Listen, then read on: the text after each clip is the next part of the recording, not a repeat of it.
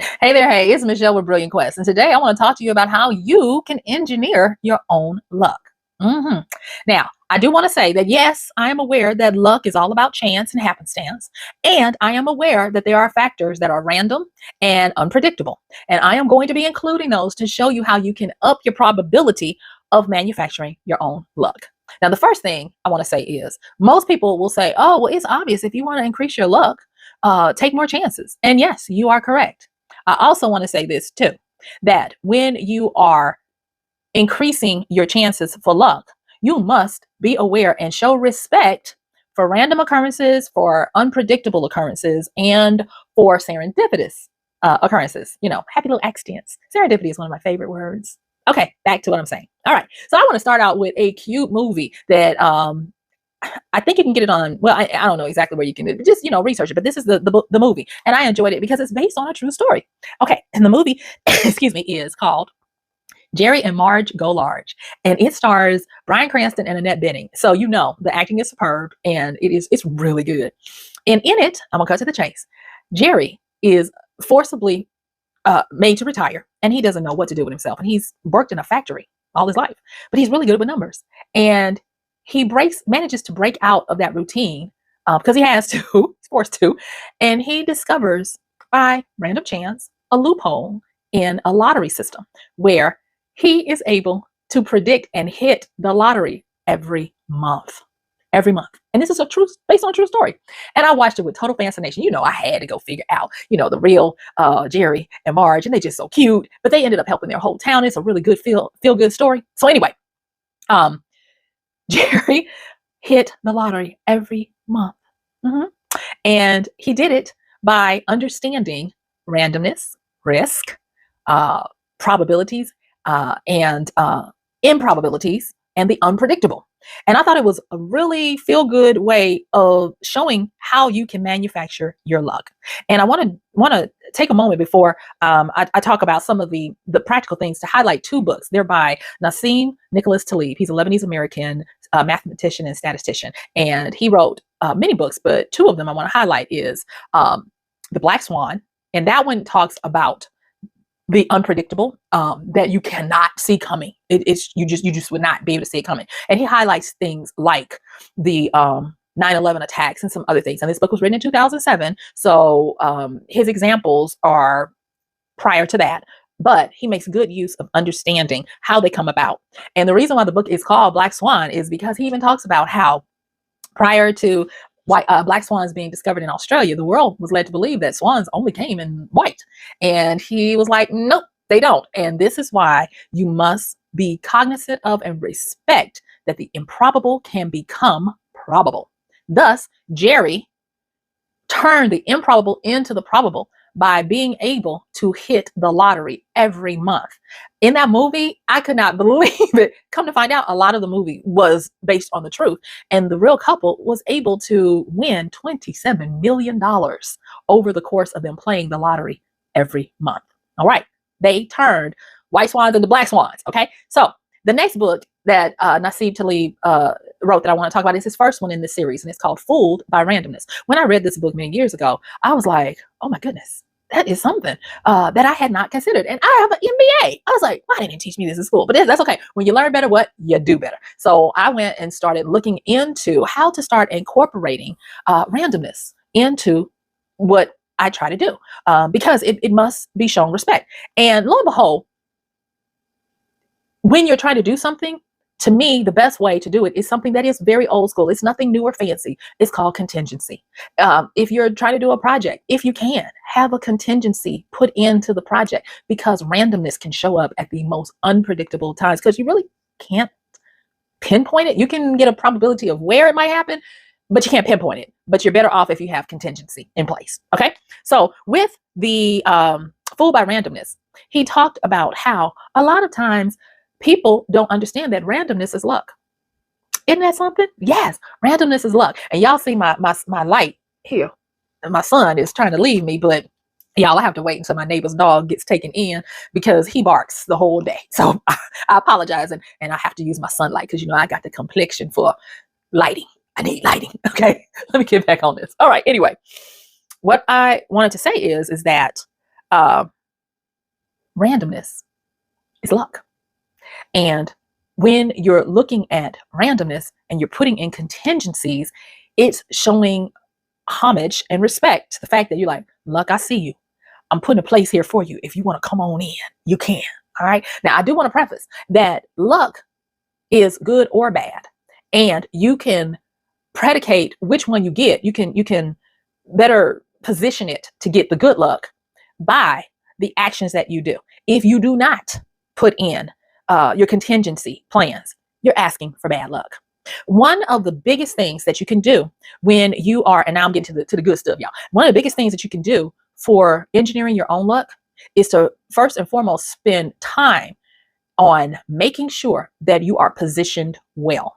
What does well positioned look like? Well positioned looks like you not having 100% of exposure to whatever it is you're doing. And that comes by you having a network, by you having support, by you not being a lone wolf to go it alone. Even if you are a solopreneur, at least have support people. It's kind of like if you're going somewhere by yourself, make sure at least 2 different people know where you're going, how to get in contact with you, because luck can strike at any time and luck can be good or bad. And if you are positioned well, even if luck turns bad, you have support that can come and help you out of that luck. I was watching a documentary on billionaires. And one of the things that I noticed about the billionaires was the amount of luck that they were able to have, because people had done some of the same things that these billionaires had, but luck appeared to shine on the billionaires. And they said that there are things that billionaires do that cause them to put themselves into bigger luck, or people who achieve great things. And I'm going to just call out 3 of them. And one of them is they have this egomaniacal self-belief. They big up themselves so much. They believe they can do anything. The next one is that they are able to make use of emerging technologies very well. They jump right on them. And then the next one is they jump into risk. They take a lot of chances and a lot of risk. And therefore, they reap the benefits of getting the monies, a claim, or whatever it is. And when I was looking at how to engineer your own luck, one of the things that I realized was that nowadays, we have a luck generator in AI. We have a luck generator in our proximity to cutting edge technology now. Now we're moving at the speed of thought. We're on the brink of real virtual reality, where people can now live in simulations, experience things in a different plane of existence. It is ripe for advancement for those who are willing to take the plunge. And if you're not willing to get into the technology part, make sure that you're willing to take risk where you got some skin in the game. And actually, that's another one I'm not seeing Talib's book, Skin in the Game. And make sure that you have this belief in yourself that propels you to keep going. Because when you are wanting to appeal to luck, you must be out there. You must be where luck can have a serendipitous encounter with you, where luck can luck up on you. And you only do that by doing more. Now, this movie with Jerry and Marge Go Large, one of the things that Jerry did was he used what is called the law of large numbers. Casinos use it. I used to marvel at, how can a casino make money when it's, without cheating the customer? They understand the law of large numbers. And the reason why the house always wins or always eventually gets the luck is because when you have a lot of transactions, what it will do is it will show you the predictability of loss. And by the way, check out my other video that I did about how losers can win big. And I'll put it up here. Okay. One of the most important things about the law of large numbers is it can give you a better predictability of loss, and it can help you to mitigate the loss, meaning bring it down as much. And that's what Jerry did.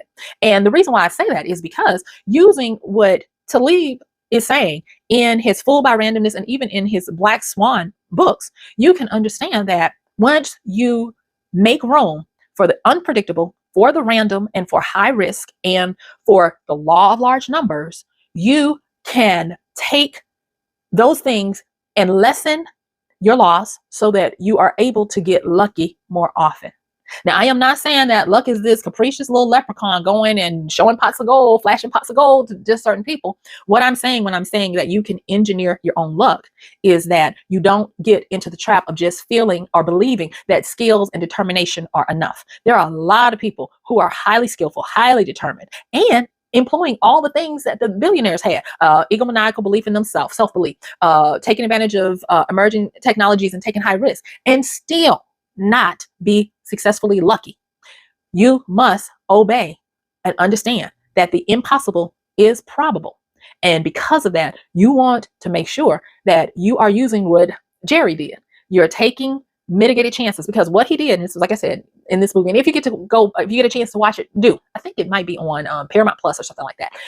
But what he did is he tested his theorem, and then he refigured his numbers, because the first time he lost money, and he was using their retirement money without his wife's knowledge. But he tested it, then he tried it and started winning. And I'm not giving away the story, because that's the premise: how somebody won predictably the lottery every single month. And one of the takeaways that I got from watching this movie was that he not only used the law of large numbers in how he placed the lottery, he used the law of large numbers by including other influences. Like, he brought in the townspeople. They actually saved their dying town. He was able to bring in different points of view of what to do with the logistics of doing this, because law of large numbers means you got to place a lot of lottery tickets and a lot of things. And it was a wonderful, lighthearted way of looking at how to increase your probability for luck. And when you're engineering this, like I said before, I learned the networking. It is where you can't go it alone. You can't increase your luck by just doing it on your own. You've got to involve a network, a support system. You've got to have different points of view. You've got to appreciate and seek out wisdom and feedback from people that have proven that they're expert. And you don't have to call them up. You can do this by watching podcasts and interviews of people who are really making things work, because what they'll do is they will include, whether you realize it or not, when you're listening to people's success stories, they will include all the steps they took to make it a success. And this is the thing: you watch enough people talking about their successes and you will see patterns. Now, here's the flip part. And this is the other part that I want you to know about how to, and I'm going to recap it for you guys, that I want you to know about how to engineer your own luck. And it's called survivor bias. When Nassim Taleb talks about fooled by randomness, he talks about black swan events, he talks about risk, he talks about the unpredictable. Nobody could have seen something coming. Guess what? He also talks about those who do predict something improbable happening are not tied into survivor bias. And what survivor bias is, it's where we consistently look at the winners and we try to replicate what the winners are doing, hoping for the same outcome, where you could do exactly the same thing as the movers and shakers of today and not get the same results. But if you go and you look at what the majority who are failing are doing, it is going to hip you to and help you to see. And y'all, my lighting is doing what it does. I apologize. But it's going to help you to see what not to do. And it's going to reveal the possibilities of random occurrences that can happen. I was shocked when I finally realized that, yeah, you can get insight into what random looks like, how it occurs, what the improbable starts to look like. And just so that you'll understand survivor bias a little bit better, let me tell you a quick little story. Back in during one of the world wars, when the one that had the airplanes, so that's what, World War II? Yeah, World War II. They had a lot of losses for the UK, the Royal Air Force and the United States. And they kept looking at the planes to try to figure out how to stop the enemy forces from taking the planes down so much. And they kept fortifying where they saw the bullet holes. And they the pilots kept saying, this is not going to work, and they kept losing pilots and everything. And so finally it dawned on somebody to go and get the planes that were shot down. Don't just look at the planes who made it back. Don't just look at the winners. Go look at the losers. And when they were able to retrieve some of the planes that went down in enemy lines or were shot down and never made it back, they realized that they had been missing the random stray bullets that hit certain vulnerabilities that they would have never known about having looked at the other planes, to the point where they realized the planes that made it back were, you guessed it, lucky, because the bullets didn't hit those vulnerable spots. But time and time again, when they saw the planes that were down, they kept seeing the same areas were being hit to take the planes down, and thus they became more aware of the areas where randomness can strike, where high risk can go bad, and where luck can turn bad. And when they started fortifying and doing the planes in those kind of ways, they increased their luck. So I want to recap this so that you can understand in practical terms, what are some of the things that you can do to increase your luck besides taking more chances and, the stuff that, Joe Q Public says. We want to look at this in a different way. The first thing is I want you to recognize that there is a law working for or against you, and that is the law of large numbers. It simply means that the more chances you take, the more probability for loss. But if you understand how many chances either you need to take or you need to learn that others have taken, you will be able to predict when the problems could occur or how they can occur and adjust accordingly. The next thing is I want you to understand that you must account for randomness and the improbable becoming probable.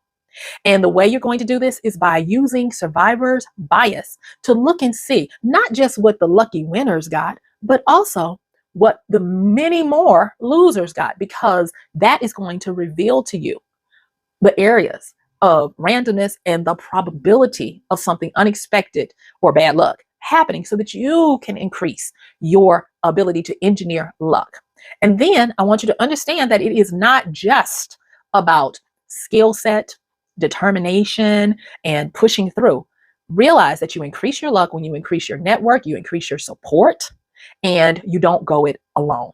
So make sure that you use those 3 things and tell me in the comments. And don't forget, watch this next video coming up right now, because you're going to get more insight into how to use your mind to make your life better.